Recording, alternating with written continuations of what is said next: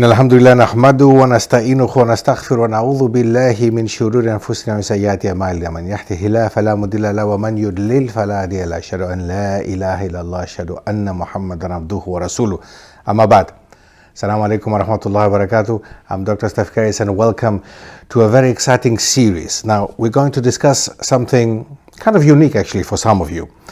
Talking about the Berbers, talking about Tariq bin Ziyad, talking about African Muslims being in the Americas. Yes, you heard right indeed. Talking about Africa and Islam, even Asia and Islam. But we're going to start first of all, inshallah, today with this episode mentioning Tariq bin Ziyad, who most of you must have heard. A man, a very special man actually. Who was he? Where did he come from? What is his background? And not only himself, but the people he came from. Quite important to mention. Tariq bin Ziyad, 7th century, North Africa, the Berbers. These are all keywords that we must have all heard. I'm sure that many of us have heard these keywords, but do they really know? Do you really know what they actually mean? What kind of keywords are they? How important are they for us Muslims to know and our history? If we look at North Africa nowadays, mainly 4, 5, 6 countries if you want to consider Sudan, also part of North Africa, from Morocco to the west, all the way to the east, going into Egypt, and southeast going into Sudan. Now these countries have all important history to tell us, and not only about Islam, but also before Islam. The pre-Islamic civilization of North Africa is actually very important as well. And we should not forget as Muslims that Africa existed before Islam had come to Africa, and there are African civilizations, and there have been African civilizations before Islam had entered, and before the Arabs from the Arabian Peninsula entered North Africa and the rest of Africa. However, it is extremely important for us Muslims to realize that the continent actually of Africa has been heavily influenced by the Muslims and by Islamic civilization, so much so that actually Islamic civilization is very present in the majority of Africa, in the majority of the African countries. Now, the Berbers themselves are a massive people, a very huge people, actually living, spread out throughout North Africa, from Morocco even up to the southwest of Egypt. We will find a mix of Berber population who actually speak a Berber language, and they spoke a Berber language before the Arabs and before the Muslims arrived in North Africa. Now many people might now say, okay, now the Arabs come, they enter this region, as the French did later, as the British did, so they're also colonialists, right? No, wrong, because look at what the colonialist legacy that is left behind in North Africa, and look at what the Muslims and the Arabs have left behind. First of all, indeed, the indigenous people of North Africa were and are the Berbers. They still exist, and in many countries, such as in certain parts of Morocco, Algeria, they're actually the majority still until nowadays. So seeing that they have been and still are in a very big territory of North Africa, the majority, they of course have influenced North Africa in general with their language, which is, by the way, very different to Arabic. The Berber language is very different, has a different background. We're not going too deep into it, but it is important to know actually why they're also called Berbers. Who called them Berbers? Well, don't forget that ancient Greece and ancient Greek civilization played a massive role in that part of the world. We're talking about Europe, we're talking about North Africa, the Middle East, and ancient Greek civilization, of course, had influenced also North Africa very strongly, and the people living there. This video is sponsored by the Muqaddima Program.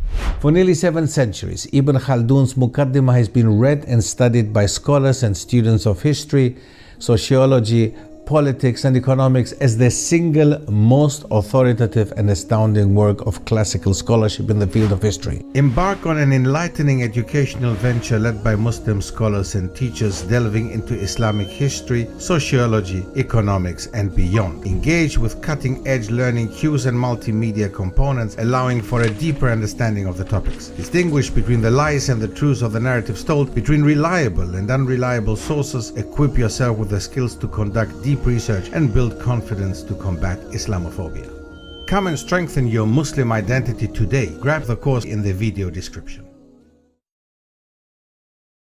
Language. the Greek language was actually the main language, the language that was spoken throughout the Mediterranean Sea for trade, for communication purposes. So this language, of course, is the one that influenced people's names and people's behavior and people's culture. And indeed the Berbers, it goes back to the word that we all know, barbarians. Indeed, the Greeks called them Berbers, which has the same root as barbarians, meaning people whom we did not understand. That's what it meant. It didn't necessarily mean, it was a derogative term without a doubt. However, it did not necessarily mean, as we take it nowadays, people who have a lower culture than us, but people whom we don't understand, and we don't understand their culture, because the Greek culture was obviously high civilization, the high culture, the culture that everybody looked up to that time, and ancient Greece and the ancient Greek culture was seen as something superior. Let's say it as it is. So for the Greeks, of course, anybody who didn't speak Greek and anybody who had no connection to the Greek culture, as the North African Berbers didn't, for that reason they called them simply Berbers, barbarians, very people we don't understand. The term varvar, by the way, because in Greek Berber is called varvaros. So the term varvar means I don't understand what you're saying. You're talking basically nonsense. You're saying something var, I don't understand. That's why varvaros, that's why Berber in the end. So these Berber people had their own civilization, had their own culture. Many of them, during the time of ancient Greeks, and shortly after that time, accepted later when Christianity became the main religion, also Christianity.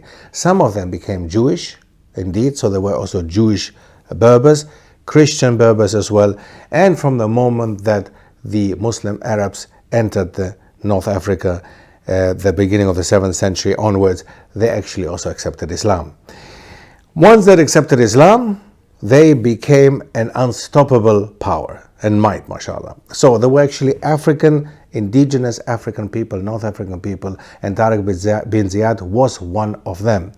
He was a famous general, he was part of the army, and he was sent out to Al-Andalus, which the Iberian Peninsula was later called Al-Andalus by the Muslims, in order to open the Iberian Peninsula. Now, what preceded that all was that somebody else was sent out to Al-Andalus before Tariq bin Ziyad, and this is basically not really well known. If you look at certain place names in the south of Al-Andalus, in the south of Spain, you will find certain place names that indicate that the Muslims had been there, and not only because of Gibraltar, so Jibr al-Tariq, so the mountain, the rock, or the hill of Tariq, Tariq bin Ziyad, Gibraltar, the mountain of Tariq. Now the year 711 is, of course, for us Muslims extremely important in the West, in Europe, because that's when we can basically say Islam got a foothold, got a stronghold actually in Europe. From there on, from the south of Spain, from Al-Andalus, it went all the way to Central Europe, and we're going to discuss that issue as well. It went even up to a country which is nowadays called Switzerland, subhanAllah, unbelievable. Italy, of course, saw the Muslims, especially the island of Sicily in the south of Italy, the island of Malta, islands such as Crete and Cyprus as well. 711, just to make this clear, is not the beginning of it's not the first date that a Muslim actually entered Europe. It rather is the beginning of Islam becoming stable in Europe. Already before, in the year 700, for example, the island of Pantelleria, that means in the south of Italy, an island which is extremely close to North Africa, that very island, Pantelleria, everybody might think it's very Italian, but actually it comes from the Arabic Bint Arir, which means the daughter of the winds. So Pantelleria, this island, was opened already in the year 700 by the Muslims and had become part of the Muslim Empire. As well as Cyprus. Cyprus already at the beginning of the 7th century had seen Muslims entering, leaving again, coming back again, and an agreement that was between the Byzantine Empire and the Muslim Emirates that time was an agreement for the upcoming 300 years that the Cypriots would have to pay taxes to the Byzantine Emperor as well as the Sultan. So we see that there was something that happened long before 711, but 711 was the date, was the time that Tariq bin Ziyad arrived in Gibraltar, left Gibraltar as a name tag actually in the Iberian Peninsula, and moved further into France as well, into Switzerland. So Tariq bin Ziyad and the people that he came from, the Berbers, were extremely important for us Muslims. They were the ones who were the force and the might behind Islam's spread throughout Europe. Now everybody might think that because of the sword, basically, right? Isn't it spread by the sword?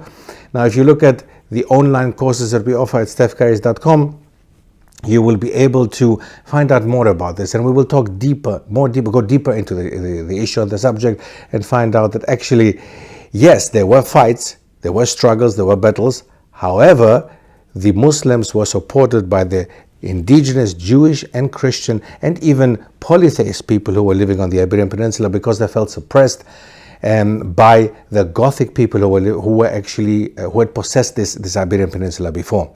So they actually supported the Muslims to liberate them, and that's how they saw them. They saw them rather as liberators as conquerors. The conquerors were for them the Visigothic Germanic tribe that were actually Christians. So basically it was a liberation. If you want to find out more about Tariq bin Ziyad, about the Berbers, about African civilization, about the connection that Islam has had to Africa, and from Africa into Al-Andalus and Europe, the Iberian Peninsula, take a look at our course that we have on stefkeris.com, Islam in Europe, which is a pretty new course and goes deeper into every issue that we have been discussing actually here, and a little bit more information that you need to get in order to be ready to make your da'wah out there, and to get people actually to understand how Islam really spread in Europe and not by the sword. Of course, as we said, battles happened, but it was not something that people did not support. The indigenous people of the Iberian Peninsula saw them as liberators, and this is something we see also later. In Africa we will see the same situation. In Asia we will see the same situation, inshallah. And in the Americas, you will not believe, but indeed in the Americas, even there the Muslims were actually liberating people who considered themselves as being under pressure of other peoples. So feel free to take a look at stefkeris.com,